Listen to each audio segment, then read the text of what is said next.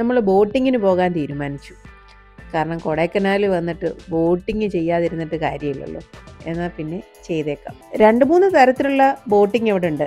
ഈ pedal boating തന്നെ 2 സീറ്റിൻ്റെ ഉണ്ട്, 4 സീറ്റിൻ്റെ ഉണ്ട്. പിന്നെ കുറച്ചുകൂടെ സീറ്റ്സ് കൂടി വന്നിട്ട് അവരായിട്ട് റൈഡ് ചെയ്യുന്ന തരത്തിലുള്ള ബോട്ടിങ്ങുകളും ഉണ്ട്. അതിൻ്റെ റേറ്റാണിത്. 4 സീറ്റ്സിൻ്റെ ആണെങ്കിൽ 500, അതല്ല അതിൽ കൂടുതലാണെങ്കിൽ 800, അങ്ങനെയാണ് റേഞ്ച്. നമ്മുടെ മക്കൾക്ക് പെഡൽ ബോട്ട് തന്നെ വേണമെന്ന് നിർബന്ധം. അത് അവർ തന്നെ ചവിട്ടണം.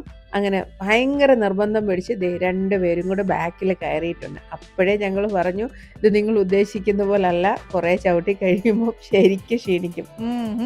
പറ്റില്ല, ഞങ്ങൾക്ക് തന്നെ ചെയ്യണമെന്ന് പറഞ്ഞ് 2 കൂടെ കയറിയിട്ടുണ്ട്. ഞാനും ഹസ്ബൻഡും കൂടെ ഫ്രണ്ടിൽ ഇരുന്നു. അങ്ങനെയാണ് യാത്ര തുടങ്ങിയത്. കുറച്ചങ്ങോട്ടായതും 2 കൂടെ ഒരുപോലെ പറഞ്ഞു, അയ്യോ മതിയായേ. അവരുദ്ദേശിക്കുന്ന പോലെ അല്ല അതിൻ്റെ സൈക്ലിംഗ് എന്ന് അവർക്ക് ശരിക്കും മനസ്സിലായി. പിന്നീട് ഐസ്ക്രീം വേണമെന്നായി. ക്ഷീണമായി, ഐസ്ക്രീം വേണം. അങ്ങനെ ഭയങ്കര ബഹളം. ഈ 500 രൂപയുടെ പെഡൽ ബോട്ട് അരമണിക്കൂറാണ് നമുക്ക് സമയം. കറക്റ്റ് അരമണിക്കൂർ ആകുമ്പോഴത്തേക്ക് നമ്മൾ ആ സ്റ്റാർട്ട് ചെയ്യുന്ന പോയിന്റിൽ തന്നെ തിരിച്ചെത്തണം എന്നാണ് അവർ പറയുന്നത്.